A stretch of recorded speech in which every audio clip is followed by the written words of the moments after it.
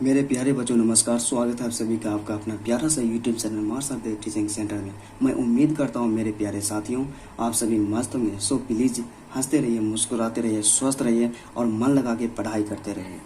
यदि आप बोर्ड परीक्षा 2024 में देने वाला है तो यह वीडियो आप सभी के लिए काफ़ी स्पेशल होने वाला है, क्योंकि इसमें हम आज चर्चा करेंगे प्रेजेंट परफेक्ट टेंस, जो कि हमारे एग्जाम के दृष्टिकोण से अत्यंत महत्वपूर्ण है। इसमें हम पढ़ाएंगे, ट्रांसलेशन तो बताएंगे, उसके साथ साथ ग्रामर की चर्चा करेंगे, क्योंकि हमारे एग्जाम में ट्रांसलेशन और ग्रामर दोनों पूछे जाते हैं। और आपको बता देना चाहते हैं यदि आप बोर्ड एग्जाम में टॉपर बनना चाहते हैं या बेहतर अंक लाना चाहते हैं तो इस वीडियो को जरूर देखें। और इस टेंस से प्रत्येक वर्ष इस टेंस से 2 प्रश्न आता है और आने की जो गारंटी 100% गारंटी कि 100% 2 प्रश्न आएगा ही। सिर्फ प्रेजेंट परफेक्ट टेंस से, पूरी टाइम एंड टेंस से बात नहीं कर रहे हैं। तो चलिए आज का वीडियो स्टार्ट करते हैं। आज हम लोग पढ़ेंगे कि present perfect tense. Present perfect tense कहते हैं कि इसको कैसे पहचानेंगे कि कोई भी सेंटेंस प्रेजेंट परफेक्ट टेंस का सेंटेंस है। तो चलिए इसका पहचान देखते हैं। तो पहचान इसका यही है कि यहाँ क्या गलती से लिखा गया था, यहाँ जिस वाक्य के अंत में चुका है, चुकी है, चुके हैं, चुका हूँ, जिस वाक्य के अंत में चुका है, चुकी है, चुके हैं, या है, ई है, इत्यादि रहे तो उसे प्रेजेंट परफेक्ट टेंस का वाक्य कहा जाता है। जिस वाक्य के अंत में चुका है, चुकी है, चुके हैं इत्यादि लगा हुआ रहे तो उसे प्रेजेंट परफेक्ट टेंस का वाक्य कहा जाता है। इसका बनाने का नियम क्या होता है, क्योंकि इसका बनाने का नियम को बात करते हैं कि सब्जेक्ट प्लस हैव या हैज दोनों में से कोई एक लगाना है। उसके बाद V3 प्लस ऑब्जेक्ट। क्या सब्जेक्ट प्लस हैव या has plus V3 plus object. इसमें एक चीज़ हमेशा ध्यान देना है कि हैव और हैज के बाद हमेशा क्या आएगा, V3। हैव और हैज के बाद हमेशा आएगा V3। चलिए इसका उदाहरण के द्वारा हम समझते हैं कि पहला उदाहरण है कि मैं आम खा चुका हूँ, मैं आम खा चुका हूँ। तो इसके लास्ट में देखिए, पहले पहचानिए कि लास्ट में क्या है, चुका हूँ। तो चुका हूँ कहने का मतलब हो गया प्रेजेंट परफेक्ट टेंस, क्योंकि प्रेजेंट परफेक्ट टेंस का जो पहचान है कि जिस वाक्य के अंत में चुका है, चुकी है, चुके हैं तो उसे क्या कहा जाता है, प्रेजेंट परफेक्ट टेंस कहा जाता है। तो पहचान हो गया कि प्रेजेंट परफेक्ट टेंस। आप बात करेंगे प्रेजेंट परफेक्ट टेंस की जब पहचान हो गई तो इसका स्ट्रक्चर की बात करेंगे। तो स्ट्रक्चर एक सब्जेक्ट प्लस हैव या हैज प्लस हैव या हैज में से कोई एक प्लस V3 प्लस ऑब्जेक्ट। सबसे पहले क्या देना है, सब्जेक्ट। तो सब्जेक्ट क्या है, मैं आम खा रहा हूँ, तो इसमें सब्जेक्ट हो गया मैं, तो मैं का अंग्रेजी हो गया आई, तो हो गया आई, ठीक। उसके बाद हैव और हैज दोनों में से कोई एक लगाना है, लेकिन किसके अनुसार, सब्जेक्ट के अनुसार। तो हम लोग जानते हैं कि आई के साथ हैव लगता है, तो आई हैव। उसके बाद V3 देना है, तो इसमें वर्ब क्या है, खाना, तो खाना का हो जाएगा V3 ईटियन। और उसके बाद क्या खा रहा, ऑब्जेक्ट देना है, ऑब्जेक्ट हो गया मैंगो। दूसरा एग्जाम्पल के बात करते हैं कि वह किताब पढ़ चुकी है। क्या वह किताब पढ़ चुकी है, क्योंकि हर एक वह किताब पढ़ चुकी है। इसको भी पहचानना है, किसके अंत में जाना है, क्या है, चुकी है।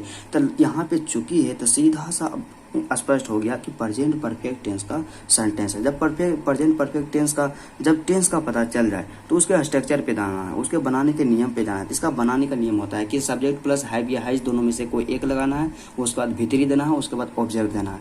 तो इस पहले क्या देना है, सब्जेक्ट। तो इसमें देखना है कि सब्जेक्ट कौन है, वह किताब पढ़ चुकी है। तो कौन किताब पढ़ चुकी है, वह। तो वह क्या हो गया, सब्जेक्ट। तो हो गया सब्जेक्ट क्या हो गया, सी।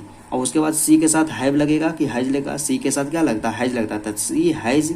और उसके बाद क्या है, V3 देना। तो इसमें कौन सा काम हो रहा है, पढ़ने का काम हो रहा है। और पढ़ना का अंग्रेजी होता है रीड, और रीड का ही V3 होता है रीड ही।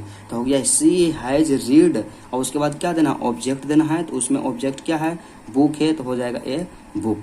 अब बात करते हैं, क्योंकि कोई भी चीज़ अधूरा हम नहीं छोड़ते हैं, कि हैव हैज का प्रयोग, क्या हैव हैज का प्रयोग, कि हैव हैज का प्रयोग कहाँ पे करेंगे। सिंपली देखा जाए कि हैज का जो प्रयोग होता है ही के साथ, सी के साथ, ईट के साथ और सिंगुलर नेम के साथ। क्या हैज का प्रयोग, ही के साथ, सी के साथ, ईट के साथ और सिंगुलर नेम के साथ। सिंगुलर नेम कहने का मतलब कि एक नाम के साथ क्या हैज का प्रयोग किया जाता है। और हैव का जो प्रयोग किया जाता है वो आई के साथ, वी के साथ, यू के साथ और दे और प्लूरल नेम के साथ। क्या आई के साथ, वी के साथ, यू के साथ, दे और प्लूरल नेम के साथ हैव का प्रयोग किया जाता है। सीधा सा देखना है कि हैज का प्रयोग वहीं होगा जहाँ सी, ही, सी, इट सिंगुलर नेम के साथ हैज का प्रयोग, आई, बी, यू, दे और प्लूरल नेम के साथ हैव का प्रयोग होगा। उसके बाद आता है कि निगेटिव सेंटेंस आता है कि निगेटिव सेंटेंस का जो स्ट्रक्चर होता है क्या होता है। तो निगेटिव सेंटेंस का मतलब सीधा सा हो गया कि उसमें नोट लगा हुआ रहेगा, नहीं लगा हुआ रहेगा तो वही क्या हो गया निगेटिव सेंटेंस। इसका बनाने का नियम होता है कि सब्जेक्ट प्लस हैव या has plus note plus V3 plus object. मतलब सीधा सा समझना कि अफर्मेटिव वाला जो था उसमें क्या था कि सब्जेक्ट प्लस हैव या has plus V3 plus object. इसमें निगेटिव में सिर्फ हैव और हैज के बाद नोट लगा दिया तो हो जाएगा सब्जेक्ट प्लस हैव या has plus note plus V3 plus object. इसका जो एग्जाम्पल की बात करते हैं कि मैं आम नहीं खा चुका हूँ, तो इसको भी पहचानिए लास्ट में क्या है चुका हूँ। चुका हूँ कहने का मतलब हो गया कि प्रेजेंट परफेक्ट टेंस। तो प्रेजेंट परफेक्ट टेंस जब टेंस के पता चल गया तो उसके बाद क्या किस पे जाना है स्ट्रक्चर पे जाना। स्ट्रक्चर है सब्जेक्ट प्लस हैव या has plus note plus V3 plus object. मतलब सबसे पहले क्या देना है सब्जेक्ट देना है। तो सब्जेक्ट देना है इसमें सब्जेक्ट की पहचान करना है कि सब्जेक्ट है क्या। मैं आम नहीं खा चुका हूँ तो कौन आम नहीं खा चुका हूँ, तो आंसर क्या आया मैं। तो मैं का हो गया क्या सब्जेक्ट। तो मैं का अंग्रेजी होता है आई और आई का हो गया आई। ठीक, उसके बाद हैव और हैज दोनों में से कोई एक ही लगाना है। तो यहाँ पे सब्जेक्ट क्या है आई। तो आई के साथ क्या लगता है, आई के साथ हम बताए थे कि आई के साथ हमेशा हैव लगता है, आई के साथ हैव लगता है। तो हो जाएगा यहाँ पे आई हैव। उसके बाद क्या देना है नोट, तो यहाँ पे दे देंगे नोट। उसके बाद देना है V3 का मतलब भार्ब का तीसरा रूप। तो इसमें कौन सा काम हो रहा है भार्ब क्या है मैं आम नहीं खा रहा हूँ, मतलब इसमें काम भार्ब क्या है खाना है। तो खाना का अंग्रेजी होता है ईट और ईट का V3 होता है ईटेन। तो आई हैव नोट ईटेन और लास्ट में क्या देना ऑब्जेक्ट देना है। तो इसमें ऑब्जेक्ट क्या है क्या खा रहा है, तो आम खा रहा है तो हो जाएगा ए मैंगो। ठीक, उसके बाद दूसरा एग्जाम्पल की बात करते हैं कि वह किताब नहीं पढ़ रही है। तो वह किताब नहीं पढ़ चुकी है। क्या है वह किताब नहीं पढ़ चुकी है। तो लास्ट में क्या है चुकी है। तो चुकी है कहने का मतलब स्पष्ट हो गया कि प्रेजेंट परफेक्ट टेंस का वाक्य, क्योंकि प्रेजेंट परफेक्ट टेंस का जो पहचान होता है कि जिस वाक्य के अंत में चुका है, चुकी है, चुके हैं, या है, ई है, ए है इत्यादि लगा हुआ रहे तो उसे प्रेजेंट परफेक्ट टेंस का वाक्य कहा जाता है। इसका जो पता चल गया टेंस, उसके बाद इसका बनाने के नियम पे जाना। तो बनाने का नियम वही है कि सब्जेक्ट प्लस हैव या हैज दोनों में से कोई एक लगाना, उसके बाद नोट देना, उसके बाद V3 देना, उसके बाद क्या देना ऑब्जेक्ट देना। तो सबसे पहले क्या देना है सब्जेक्ट देना। तो सब्जेक्ट इसमें सेलेक्ट करना है कि सब्जेक्ट है क्या। तो इस सेंटेंस को एक बार अच्छी तरह से पढ़िए कि वह किताब नहीं पढ़ चुकी है। तो इससे क्वेश्चन कीजिए कि कौन किताब नहीं पढ़ चुकी है। तो वह क्या है रिप्लाई वह। तो वह क्या हो गया सब्जेक्ट हो गया, जिसे हिंदी में कर्ता कहा जाता है। तो वह का अंग्रेजी हो गया सी, यहाँ पे सब्जेक्ट दे दिए सी। ठीक, उसके बाद हैव और हैज दोनों में से कोई एक ही लगाना है, लेकिन किसके अनुसार सब्जेक्ट के अनुसार। हैव और हैज लगेगा लेकिन किसके अनुसार सब्जेक्ट के अनुसार ही लगेगा। सब्जेक्ट क्या है सी। अब बताइए, तो यहाँ पे हैज लगा दिए, उसके बाद क्या देना था नोट। तो यहाँ पे नोट दे दिया, उसके बाद V3 देना था भार्ब का तीसरा रूप। तो भार्ब का तीसरा रूप इसमें भार्ब सबसे पहले कौन है पढ़ने का काम हो रहा। पढ़ना का अंग्रेजी होता है रीड और रीड का V3 भी होता है रीड ही। उसके बाद क्या देना ऑब्जेक्ट देना। तो ऑब्जेक्ट इसमें क्या हो जाएगा इस सेंटेंस में, तो वह क्या पढ़ रही है, तो वह किताब पढ़ रही थी। किताब का अंग्रेजी हो जाएगा अ बुक। इसी तरह से इसको मतलब सीधा सा समझना है कि इसका जो स्ट्रक्चर रहेगा इसी के अनुसार बनेगा। मतलब जैसे जैसे स्ट्रक्चर बोलेगा और उसे हमको सिर्फ लिखते जाना है। अब देखते हैं कि इंट्रोगेटिव सेंटेंस। इंट्रोगेटिव सेंटेंस किसको कहा जाता है। इंट्रोगेटिव सेंटेंस का सीधा सा मतलब हुआ कि शुरू में क्या लगा हुआ रहेगा, शुरू में क्या लगा हुआ रहेगा। तो इंट्रोगेटिव सेंटेंस उसको कहेंगे जिसके शुरू में क्या लगा हुआ रहेगा और लास्ट में क्या रहेगा अंत में रहेगा प्रश्नवाचक चिन्ह लगा हुआ रहेगा, तो उसे क्या बोलेंगे इंट्रोगेटिव सेंटेंस। उसके बाद क्या करना है उसका बनाने का नियम देखना है। उसका जो स्ट्रक्चर होता है क्या होता है, तो स्ट्रक्चर होता है कि हैव या हैज दोनों में से कोई एक लगाना है, उसके बाद देना है सब्जेक्ट देना है, उसके बाद देना है V3, उसके बाद ऑब्जेक्ट, उसके बाद लास्ट में अंत में क्या देना है प्रश्नवाचक चिन्ह। मतलब हैव या has plus subject plus V3 plus object plus प्रश्नवाचक चिन्ह। उदाहरण के द्वारा समझते हैं। पहला एग्जाम्पल हमारे पास है, क्या मैं आम खा चुका हूँ। तो इसमें फर्स्ट स्टेप क्या करना है कि टेंस का पहचान करना है। सेकेंड स्टेप क्या करना है कि फॉर्म का पहचान करना है। और थर्ड स्टेप क्या करना है जब टेंस का पता चल जाए फॉर्म का पता चल जाए तो उसका स्ट्रक्चर पे जाना है कि स्ट्रक्चर क्या होता है। और फोर्थ स्टेप में क्या करना है कि स्ट्रक्चर के अनुसार बना देना। तो पहले क्या करना है फर्स्ट स्टेप है कि टेंस का पहचान। तो टेंस के पहचान के लिए अंत में जाना है। क्या करना है अंत में जाना है। तो अंत में लगा हुआ चुका हूँ। तो चुका हूँ का सीधा सा मतलब हो गया कि प्रेजेंट परफेक्ट टेंस का वाक्य है। तो प्रेजेंट परफेक्ट टेंस का वाक्य सेकेंड स्टेप क्या है कि फॉर्म का पता करना, फॉर्म का पता करने के लिए शुरू में क्या लगा हुआ है, क्या। तो क्या का मतलब क्या होगा, इंट्रोगेटिव सेंटेंस। मतलब सीधा सा स्पष्ट हो गया कि प्रेजेंट परफेक्ट टेंस का इंट्रोगेटिव सेंटेंस है। तो इंट्रोगेटिव सेंटेंस उसके बाद क्या, जब सब चीज़ पता चल जाए तो उसका स्ट्रक्चर पे जाना है कि स्ट्रक्चर क्या होता है। तो इसका स्ट्रक्चर होता है कि हैव या has plus subject plus V3 plus object plus प्रश्नवाचक चिन्ह। सबसे पहले क्या देना है, हैव और हैज दोनों में से कोई एक लगाना है। लेकिन कैसे पता चलेगा कि हैव लगाएं या हैज लगाएं, उसके लिए हमें सब्जेक्ट की जानकारी होना बहुत जरूरी है कि इस सेंटेंस में सब्जेक्ट क्या है।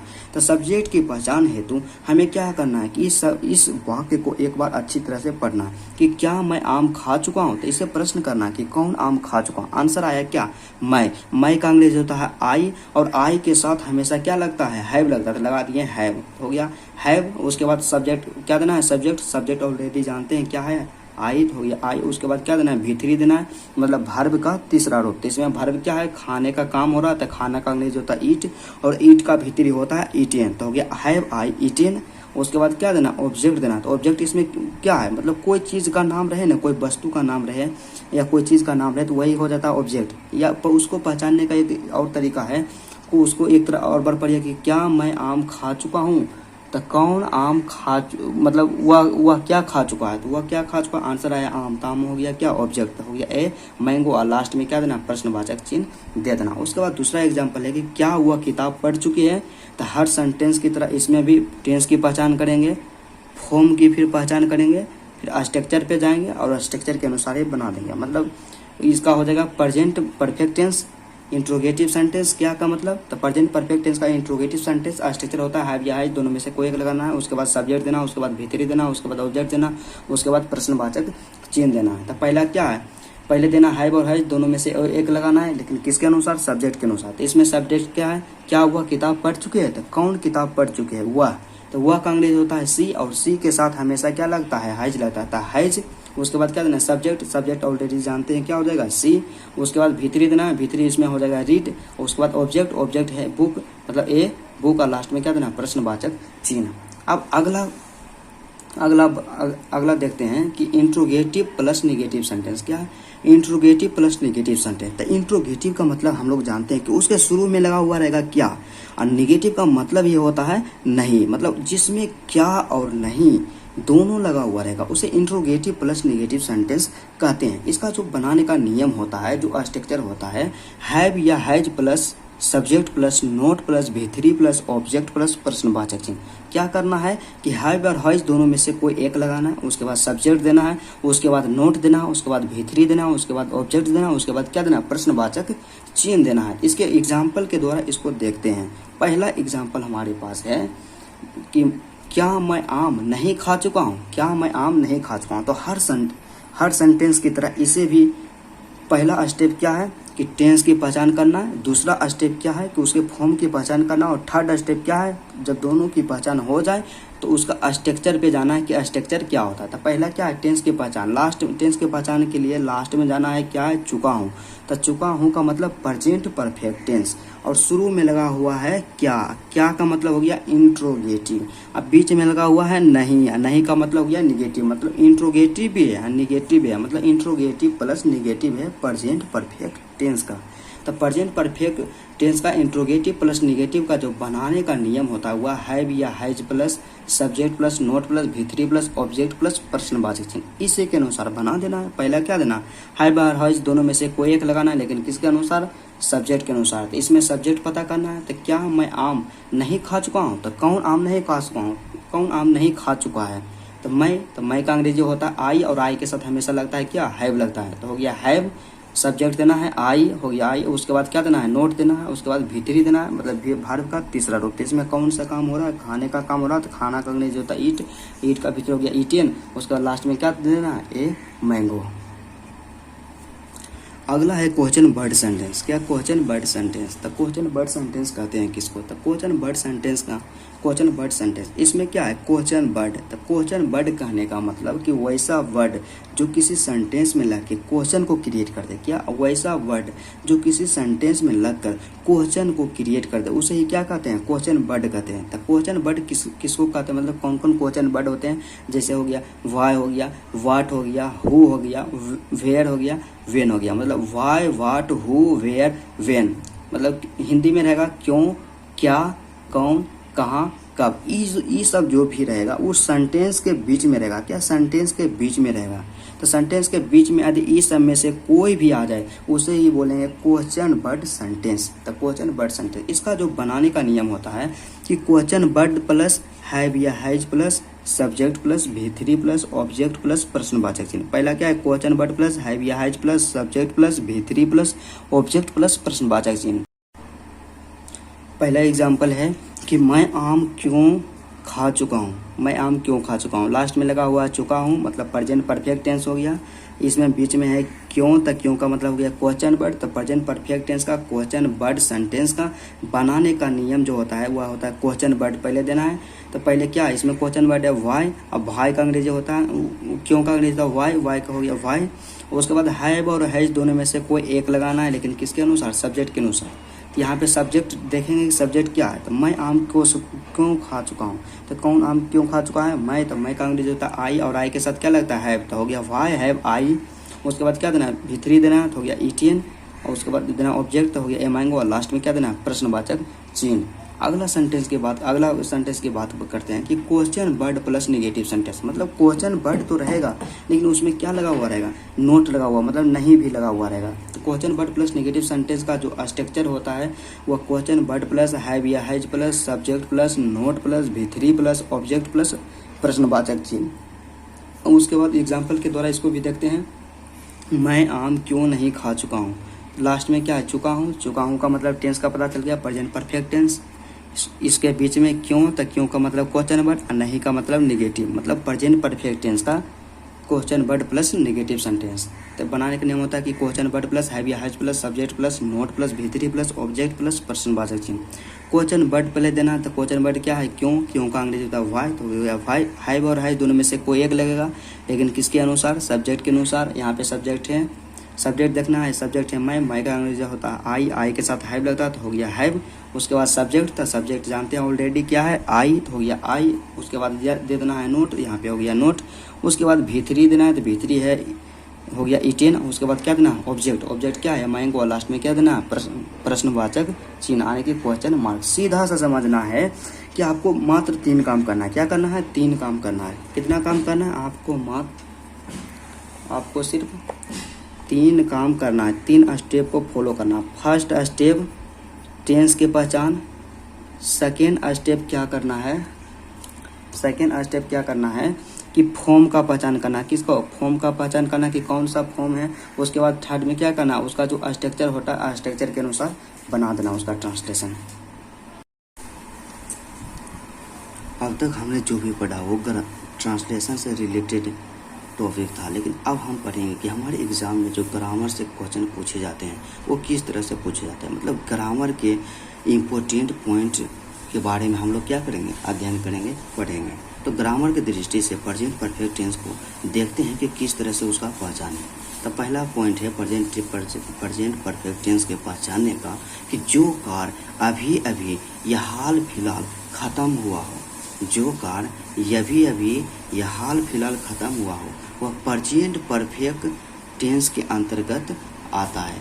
जो काम अभी अभी या हाल फिलहाल खत्म हुआ है वो प्रेजेंट परफेक्ट टेंस के अंतर्गत आता है। जैसे एग्जाम्पल, मतलब सीधा सा समझना कि जो काम अभी समाप्त हुआ है या हाल फिलहाल समाप्त हुआ, मतलब कुछ देर पहले ही समाप्त हुआ हो और उसका हुआ हो, उसे क्या कहते हैं, प्रेजेंट परफेक्ट टेंस कहते हैं। पहला एग्जाम्पल से हम समझते हैं कि मैंने आम खाया है, या इसको दूसरी तरह से बोल सकते हैं कि मैं आम खा चुका हूँ। तो मैंने आम खाया है, इसका मतलब क्या कि अभी खा रहे हैं, नहीं खा रहे हैं, मतलब कुछ देर पहले खाए थे। मतलब ये आम खाने का जो काम हुआ मेरे द्वारा कुछ समय पहले ही खत्म हुआ। अब मैं आम खा चुका हूँ, इसका भी मतलब वही हुआ कि कुछ देर पहले ही खत्म हुआ। ये दोनों का जब भी बनेगा इसका मतलब क्या हो गया, प्रेजेंट परफेक्ट टेंस का सेंटेंस है। तो इसका बनाने का नियम होता है, सबसे पहले क्या देना है, सब्जेक्ट प्लस हैव या has plus V3 plus object देना है। तो ये I have eaten a mango. ठीक, उसके बाद दूसरा पॉइंट के बारे में बात करते हैं कि दूसरा जो पॉइंट है हमारे पास है कि इस टेंस का प्रयोग ऐसे पास्ट एक्शन के लिए होता है। क्या? इस टेंस का प्रयोग ऐसे पास्ट एक्शन के लिए होता है जो पास्ट में शुरू हुआ और अभी भी जारी है। क्या? इस टेंस का प्रयोग ऐसे पास्ट एक्शन के लिए होता है जो कोई पास्ट में तो शुरू हुआ लेकिन अभी भी क्या है? अभी भी जारी है। ऐसे एक्शन के साथ फॉर और सिंस का प्रयोग आवश्यकता अनुसार किया जाता है। मतलब प्रेजेंट परफेक्ट टेंस का प्रयोग वैसे पास्ट एक्शन के लिए किया जाता है। इसके लिए पास्ट एक्शन के लिए किया जाता है जो पास्ट में शुरू हुआ हो और उसका असर अभी भी जारी हो। मतलब सीधा सा समझिए कि past tense present perfect tense का प्रयोग वैसे एक्शन के लिए किया जाता है जो कि पास्ट में तो शुरू हुआ है और अभी भी जारी हो। उसके लिए किसका प्रयोग किया जाता है? प्रेजेंट परफेक्ट टेंस का प्रयोग किया जाता है। और ऐसे एक्शन के साथ आवश्यकता अनुसार फॉर या सिंस का प्रयोग किया जाता है। इसको भी एग्जाम्पल के द्वारा समझते हैं। पहला एग्जाम्पल हमारे पास है कि उसने अपनी उंगली काट ली है। उसने अपनी उंगली काट ली है मतलब उसने अपनी उंगली काट ली है अर्थात क्या है? खून अभी भी बह रहा है। क्या? उसने अपनी उंगली काट ली है, इसका मतलब अर्थात खून बह रहा है। मतलब उसने अपनी उंगली काट ली, इसका मतलब थोड़ा होगा कि वो तो उंगली कुछ समय पहले काटी होगी, 1 घंटा या 2 घंटा, लेकिन खून क्या हो रहा है? बह रहा है। मतलब कुछ देर पहले काटी उंगली लेकिन अब फिर भी खून बह रहा है। तो इसका सीधा सा मतलब हो गया वो क्या है? Present perfect. मतलब जो एक्शन जो हुआ क्या हुआ? पास्ट में हुआ। एक्शन हुआ पास्ट में लेकिन अभी भी क्या है? जारी है। अभी भी क्या है? जारी है। तो जारी क्या है? खून बहने का मतलब उसका प्रभाव अभी भी जारी है, इसलिए इसको रखेंगे प्रेजेंट परफेक्ट टेंस में। तो इसका हो जाएगा कि he has cut his finger.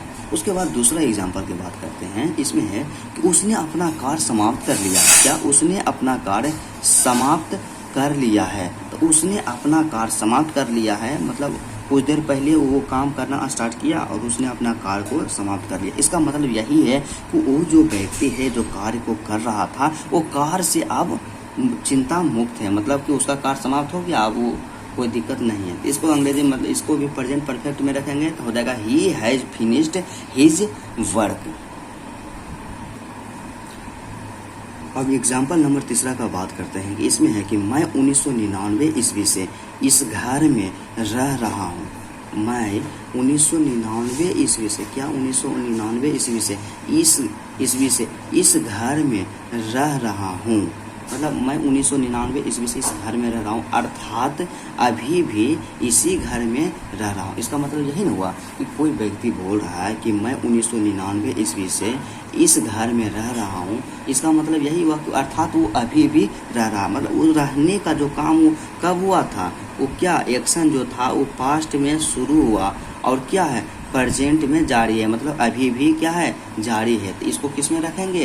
Present perfect tense में रखेंगे। तो हो जाएगा यहाँ पे I have lived in this house since 1999।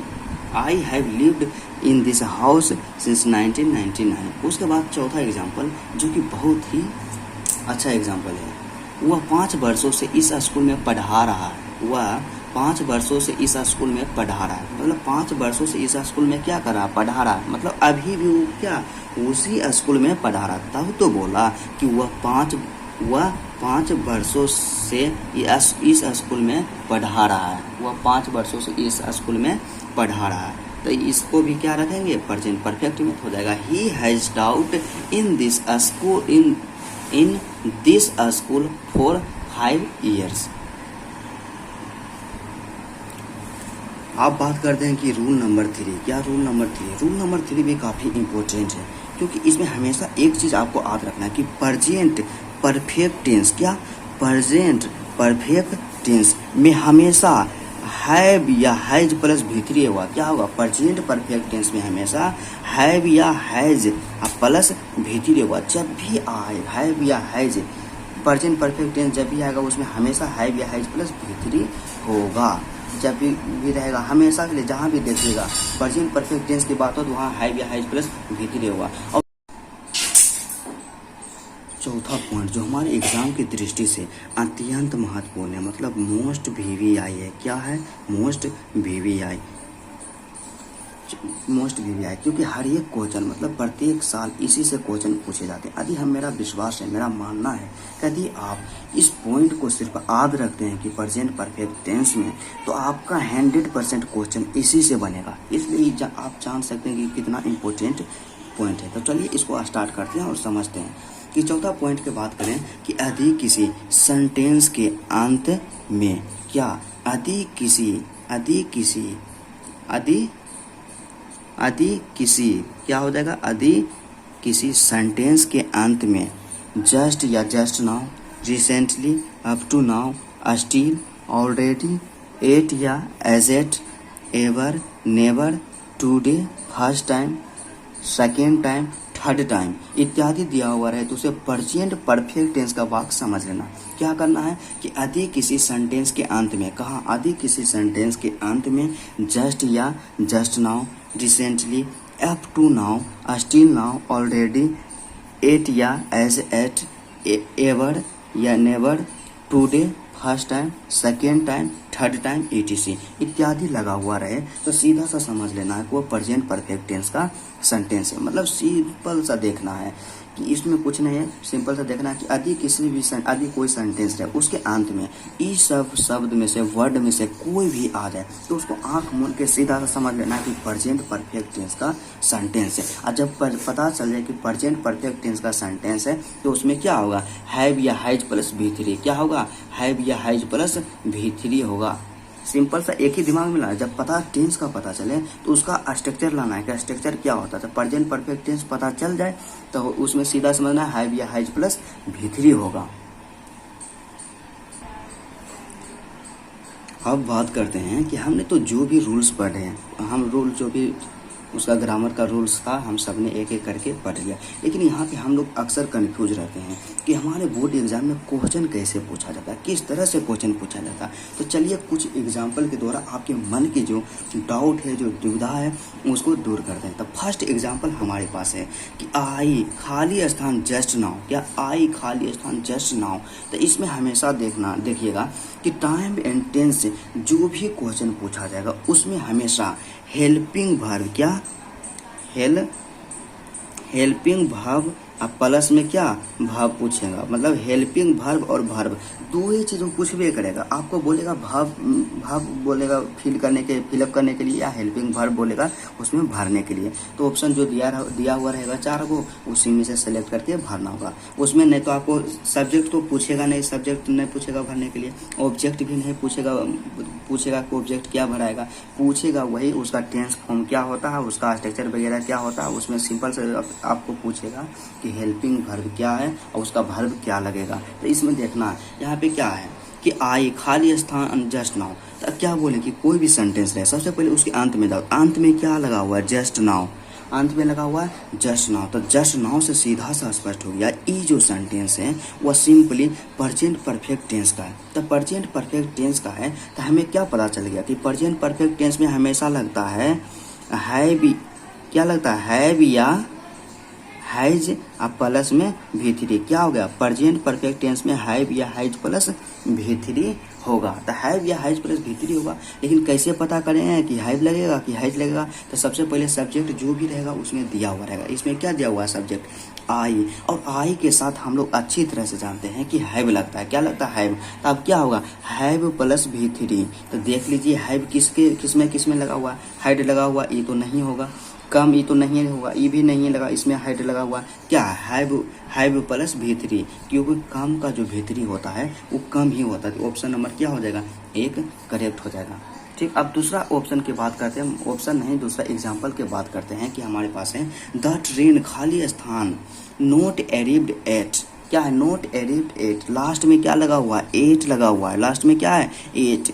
तो लास्ट में 8 लगा हुआ, इसका सीधा सा मतलब हो गया कि प्रेजेंट परफेक्ट टेंस का सेंटेंस है। जब प्रेजेंट परफेक्ट टेंस का सेंटेंस है उसमें क्या होगा, हैव या हैज प्लस V3, ये दो ही चीज भराएगा, हैव या हैज प्लस V3 या V3। आप बात करना ये दोनों में से कौन लगेगा, उसके लिए सब्जेक्ट देखेंगे। सब्जेक्ट हमारे पास है द ट्रेन। तो द ट्रेन का मतलब क्या, सिंगुलर नाउन है। क्या है, द सिंगुलर नाउन है। तो सिंगुलर नाउन के साथ क्या लगता है, हैज लगता है। तो हैज प्लस भी3 होगा। देखिए हैज प्लस भी3 कहाँ है, यहाँ पे तो भी3 लगा हुआ है नेगेटिव वाला, यहाँ एरिड ईडी लगा हुआ है, तो क्या हो गया भी3। अब क्या हैज देखना है, तो हैज कहाँ है, 1 नंबर में। हाइड तो लगेगा नहीं, वाज लगेगा नहीं, इज लगेगा नहीं, क्योंकि जब भी लगेगा हैव या हैज आएगा। तो हाइड है, हैज आ गया। ठीक। और तीसरा एग्जाम्पल की बात करते हैं। हमारे पास जो तीसरा एग्जाम्पल है, जो कि बहुत ही अच्छा एग्जाम्पल है कि द ट्रेन खाली स्थान ऑलरेडी। क्या, द ट्रेन खाली स्थान ऑलरेडी। तो यहाँ पे क्या लगा हुआ, ऑलरेडी। ऑलरेडी कहने का सीधा सा मतलब हो गया कि प्रेजेंट परफेक्ट टेंस का वाक्य है। जब प्रेजेंट परफेक्ट टेंस का वाक्य है तो दिमाग में एक ही चीज़ लाना है कि हैव या हैज प्लस भी3। अब इसमें सेलेक्ट करना है कि हैव होगा या हैज होगा। तो इसके लिए सब्जेक्ट देखिए क्या है, द ट्रेन। द ट्रेन क्या है, एक सिंगुलर नाउन है, इसलिए हैज लगेगा। तो हैज प्लस भी3 क्या होगा, हैज प्लस भी3। तो हैज प्लस भी3 कहाँ है, हैज प्लस भी3। हैज यहाँ लगा हुआ, बाकी बात कहीं हैज नहीं है, तो हो गया ऑप्शन नंबर 3। और लेफ्ट का हो गया लेफ्ट। ठीक। अब उसके बाद चौथा एग्जाम्पल की बात करते हैं, जो कि मोस्ट इम्पोर्टेंट है कि ही खाली स्थान टू दिल्ली रिसेंटली। क्या है, ही खाली स्थान टू दिल्ली रिसेंटली। लास्ट में क्या लगा हुआ, रिसेंटली।